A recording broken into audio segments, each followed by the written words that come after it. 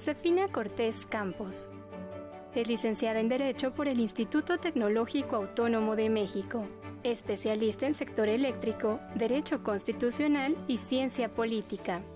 Es doctora en Derecho por la Universidad Carlos III de Madrid. Ha prestado sus servicios profesionales en la Suprema Corte de Justicia de la Nación, el Consejo de la Judicatura Federal, el Senado de la República y la Comisión Federal de Competencia Económica. Cuenta con más de 15 años de experiencia como profesora e investigadora en el Departamento de Derecho del ITAM. En 2013, esta institución la distinguió con el Premio al Mérito Profesional en el sector académico. Josefina Cortés Campos ha sido profesora invitada en universidades de Francia, Colombia, Chile y Perú. Actualmente es la directora general de la Escuela Federal de Formación Judicial. Hola, ¿qué tal? Bienvenidas, bienvenidos. Es un gusto estar en una de las aulas de la Escuela Judicial para conversar con la primera mujer que preside la Escuela Federal de Formación Judicial, doctora Josefina Cortés. Bienvenida. Muchas gracias, Verónica. Es un placer recibirlos en la escuela. Muchísimas gracias. Y para empezar la plática, directora, vamos con la base. ¿Qué es la Escuela Federal de Formación Judicial? ¿Qué hace? Gracias, Ricardo, por la pregunta. La Escuela Federal de Formación Judicial tiene a nivel constitucional, y luego esto se reproduce a nivel de leyes, un mandato central que tiene que ver con la capacitación, que esto también se asocia concretamente con los concursos de oposición de los integrantes de la carrera judicial. Esto, dicho de manera muy sencilla, se dirige a que el mandato principal de la escuela está dado por lograr una capacitación de vanguardia para el Poder Judicial. Pero es una capacitación que sin duda alguna tiene que hablarle en todo momento también a los procesos de evaluación que forman parte de nuestro mandato. Sobre esta capacitación, doctora, ¿cuáles son los ejes rectores o bajo qué principios, qué modelos siguen? Agradezco la pregunta de bajo qué modelo. Podríamos pensar que la capacitación prácticamente se da por generación espontánea, que por el hecho de tener unas magníficas instalaciones como las tiene la escuela, por el hecho de tener a profesionales dando clases, por ese solo hecho ya estamos capacitando y estamos cumpliendo nuestro mandato. Y en ese sentido creo que hay que clarificar que cuando se tiene el mandato de capacitar a los integrantes de la carrera judicial, al Poder Judicial en general, a los servidores y las servidoras públicas que lo integran, es importante plantearse preguntas clave. Y estas preguntas están asociadas al método de enseñanza que sigue la escuela en sus distintos programas. ¿A quién vamos a capacitar? ¿Con qué contenidos vamos a capacitar? ¿Y cuál es el mejor método para lograr una capacitación efectiva? Y desde esa perspectiva, cuando tú contestas estas tres preguntas, es importante también tener en consideración que la escuela no solamente está trabajando, voy a decirlo desde esta perspectiva, en generar una serie de conocimientos que constituyan el acervo de pensamiento de servidores y servidoras públicas. En realidad también está trabajando por generar aptitudes, por generar habilidades y, muy importante, por generar valores. En la medida en la que la capacitación que da la escuela también contribuye a la vocación de servicio de los integrantes del Poder Judicial, me parece que la escuela está siguiendo un método adecuado para lograr la capacitación efectiva. Qué interesante, ¿no? Sí, atacan muchos frentes. Exacto. Y en esta lógica que tú comentas, te hago la siguiente pregunta. ¿La capacitación es solamente para personal jurisdiccional del Poder Judicial o el público en general puede acercarse y capacitarse? Ricardo, creo que para esto es importante distinguir entre lo que es capacitación, divulgación y, voy a decirlo así, difusión del conocimiento. Claro. Desde luego, la Escuela Federal de Formación Judicial, en este cumplimiento al mandato de capacitar a los y las integrantes del Poder Judicial, está centrada en la capacitación. Voy a decirlo así, es el centro, es nuestro deber ser. Pero es indudable que también en los distintos foros, en los distintos talleres, conversatorios, en la presentación de libros, tenemos también que hablarle a una labor de difusión, a una labor de divulgación del conocimiento jurídico. La escuela no podría, digamos, tener un mandato pleno, efectivo y hacer frente al mismo si no logramos, voy a decirlo de manera muy clara y abierta, que la ciudadanía conozca quién es la escuela, qué hace la escuela. Y me parece que nuestro país ofrece una espléndida oportunidad para seguir insistiendo en la formación jurídica y para seguir insistiendo en que el ABC de la formación de una sociedad, sin duda alguna, está asociado con las instituciones jurídicas. Entonces, en esa misma medida, no solamente estamos dirigidos en nuestra función, sí primordialmente a la carrera judicial, claro, pero me parece que también de manera necesaria a la ciudadanía. Divulgación pedagógica. sin duda. Doctora, ¿y cómo seleccionan a los profesores? Sabemos que ha ido evolucionando la forma en que ustedes cuentan con su claustro de profesores, ya no solamente jueces y magistrados, ¿no? Sino cada vez apertura hacia lo académico, también no solo nacionales, también internacionales, ¿no? ¿Cómo está ese tema? Por supuesto. Es una pregunta central, Vero, porque finalmente esto nos obliga a pensar en este modelo del que hablábamos al inicio. Para generar una malla curricular, para seleccionar un conjunto de temas en los que vamos a capacitar, siempre debemos tener presente a quién estamos capacitando, a qué perfil dentro de la carrera judicial le estamos hablando, qué contenidos queremos transmitir, qué habilidades, qué valores y desde luego el formato. Pero esto no sería posible si no se hace una adecuada selección de perfiles docentes. Y en ese sentido, el derecho nos ofrece, voy a decirlo así, un abanico muy amplio de posibilidades. Imagínate qué pasaría si nuestros cursos únicamente son impartidos por teóricos del derecho, ¿no? Teóricos, teóricas del derecho. O qué pasaría también si nuestros cursos únicamente hacen uso de ese conocimiento que puede venir de personas que ejercen la profesión, de practicantes. Me parece que en los extremos no podríamos contribuir a una formación integral y desde esa perspectiva la selección de nuestros profesores obedece a las distintas temáticas, a los distintos métodos y a los distintos perfiles a los que servimos. En ese sentido, ¿qué podría o qué calificativo podría dar cuenta de cómo seleccionamos a nuestros y nuestras docentes? El balance. Tiene que ser un balance entre teóricos, voy a decirlo así, y prácticos, y a partir de este balance teoría y práctica es que logramos la selección de nuestros profesores y profesores. Un equilibrio, ¿no? Vamos a hacer una pausa porque tenemos bastantes temas todavía que tratar aquí con la directora de Escuela Judicial. Vamos a la pausa. En un momento regresamos, no se vayan.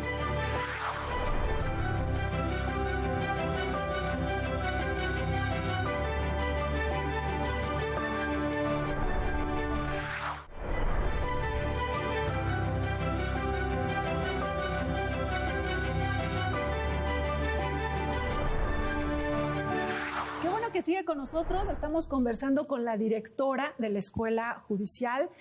Queremos seguir conversando sobre la capacitación, ¿cierto? Claro, ya hablamos del método. Ahora platícanos de los temas, la temática de capacitación de la escuela. Por supuesto, Ricardo. Para contestar la pregunta, me parece relevante utilizar las siguientes categorías. Cada uno de los perfiles de la carrera judicial van a estar asociados, voy a decirlo así, a una formación central, a una formación que constituye el corazón, voy a decirlo así, de un conjunto de temas que están asociados al perfil que queremos desarrollar. Pero después vendría una zona, voy a decirlo así, de especialización, referida desde luego a ese perfil, y después vendría un tercer, voy a decirlo así, tramo de educación de vanguardia.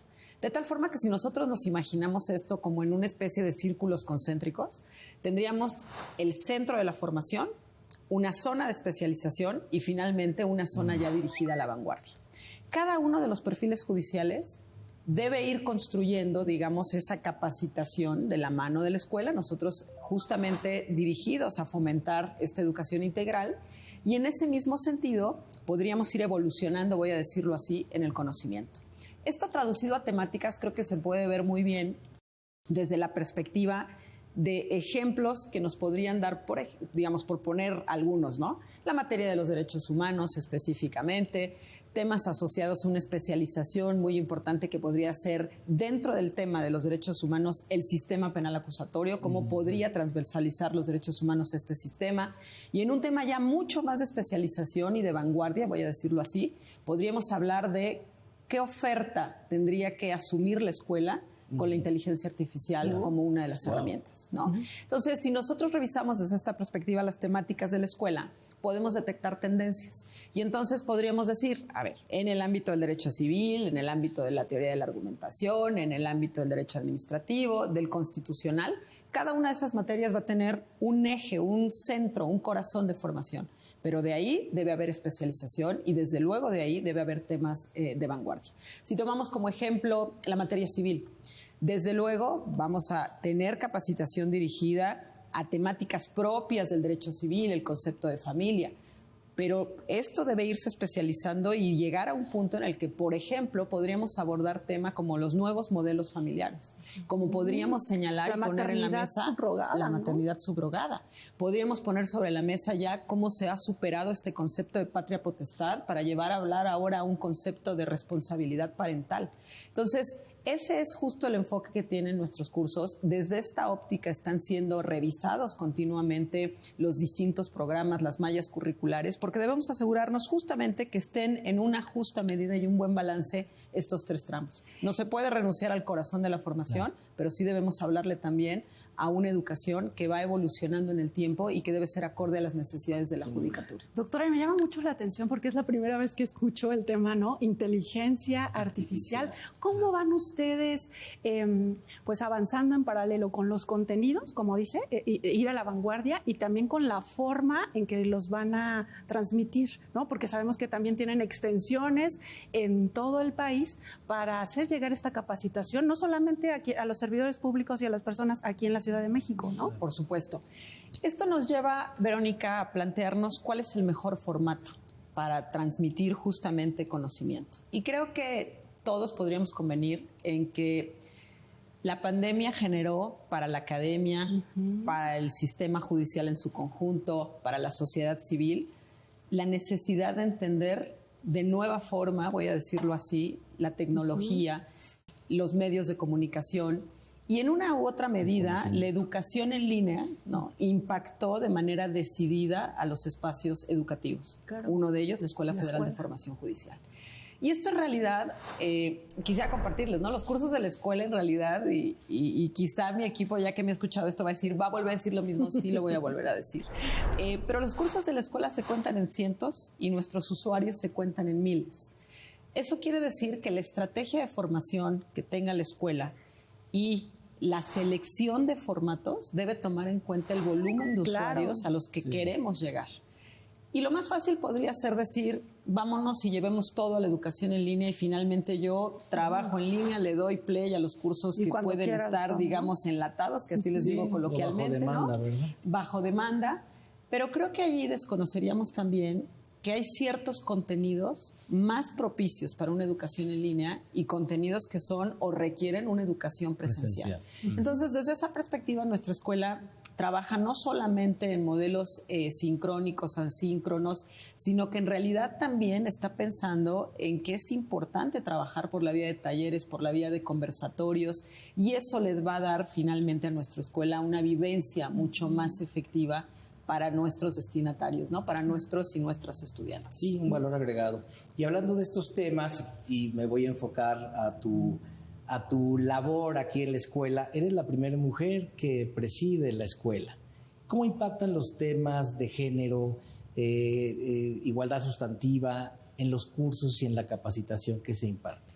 Probablemente, llegaste Ricardo, a poner huella y dijiste... No, bueno, no, a ver, yo creo que si hubiera contestado esta pregunta unos años atrás, sin la formación de vida, voy a decirlo así, tal vez mi respuesta hubiese sido, pues no hay gran diferencia. El hecho de que llegue un profesional a dirigir la escuela es lo importante, y mientras lo haga con máximo profesionalismo, con responsabilidad, poniendo toda la capacidad, ya está.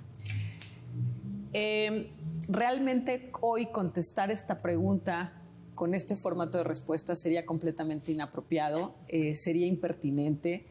¿Por qué? Porque finalmente llegar a dirigir una institución como la primera mujer con este mandato sí me impone una responsabilidad diferente. Y en ese sentido, ¿cómo podríamos hacerle frente a esta responsabilidad? No solo desde la capacidad, desde el profesionalismo y la responsabilidad que debe distinguir a toda persona que ejerce un liderazgo, ¿no? Es importante traducir esta responsabilidad en los planes y programas de la escuela. Es importante traducir esta responsabilidad, este mandato, en la organización, en los procesos que lleva a cabo nuestra escuela. Porque todo eso puede ser permeado justamente bajo la luz, bajo la óptica de la perspectiva de género. Entonces, pongamos ejemplos, los más sencillos. Si nuestros estudiantes, nuestras estudiantes, revisaran la oferta educativa, Pues sería tan sencillo como encontrar que hay una norma en la que obligatoriamente todos los integrantes, las integrantes del Poder Judicial de la Federación deben ser capacitados, y hay 2 cursos básicos. ¿No? Que son justamente Género para la Igualdad y el otro de Espacios Libres de Violencia. Y claro, entonces uno diría, pues ya hay cursos de perspectiva de género, claro. Y entonces, pero eso en realidad no para allí. La perspectiva de género debe ser también una vivencia, la perspectiva de género debe transversalizarse, debe institucionalizarse. ¿Qué quiere decir eso? Es una forma de vida, pero además debe verdaderamente permear en el entorno organizacional de nuestra escuela, en nuestros procesos de selección de las personas que integran la escuela, en las oportunidades de crecimiento y movilidad que tiene la escuela. Estos conceptos que quizá ahora los voy a decir con mucha soltura y debo reconocer que son resultado del curso que recibimos en la escuela.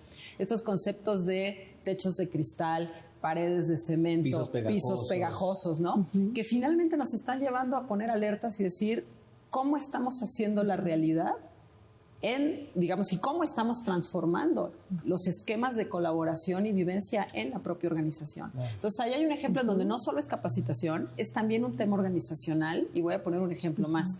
Doctora, y de interiorizar esto adelante, también en los funcionarios, ¿no? Por los propios funcionarios. Vamos a hacer una pausa y regresamos para que nos sigas comentando sobre este tema. No se vayan, ya regresamos, estamos en Escuela Judicial.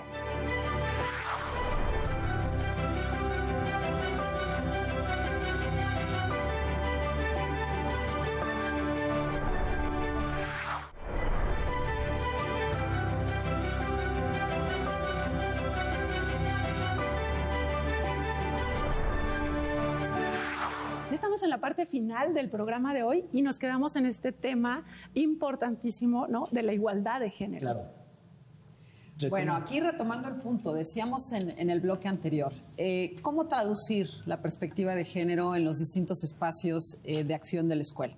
Y decíamos, no solo es importante la capacitación, también es muy importante el traducirlo en los procesos, en el ambiente, en el clima organizacional. Y hemos finalmente dejado para este espacio uno de los aspectos centrales que conforman el mandato de la escuela y que tiene que ver específicamente con la elaboración de concursos de oposición que están referidos a los distintos eslabones de la carrera judicial. Esto es oficiales, actuarios, secretarios, jueces, magistrados. Y ahí efectivamente hay un enorme espacio y es básicamente uno de nuestros mandatos y enfoque principal en estos concursos de oposición, el plantearnos la siguiente pregunta. ¿Cómo logramos que cada vez más sean juzgadoras las mujeres, que se integren a estas posiciones? Y en ese sentido hay ya estrategias, podríamos entrar, digamos, un concepto un tantito más técnico, que son acciones afirmativas, pero ¿esto en qué se traduce? En la posibilidad de que haya concursos exclusivos para juezas específicamente, para mujeres, ¿no? Potencialmente para secretarias, ¿no?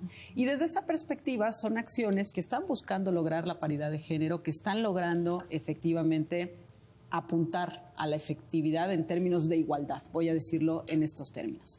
Y eso nos conecta ya entonces con las características de los concursos que lleva a cabo la Escuela Federal de Formación Judicial y que se asocian a la carrera judicial. ¿Qué principios rigen a estos concursos? Porque también se critica, ¿no? Luego se escucha como los hombres, ¿por qué solo para mujeres? Por supuesto. Y creo que aquí es importante comprender cuál es la función que cumplen estos concursos, y esto irremediablemente nos lleva a tratar un concepto que es el de la carrera judicial.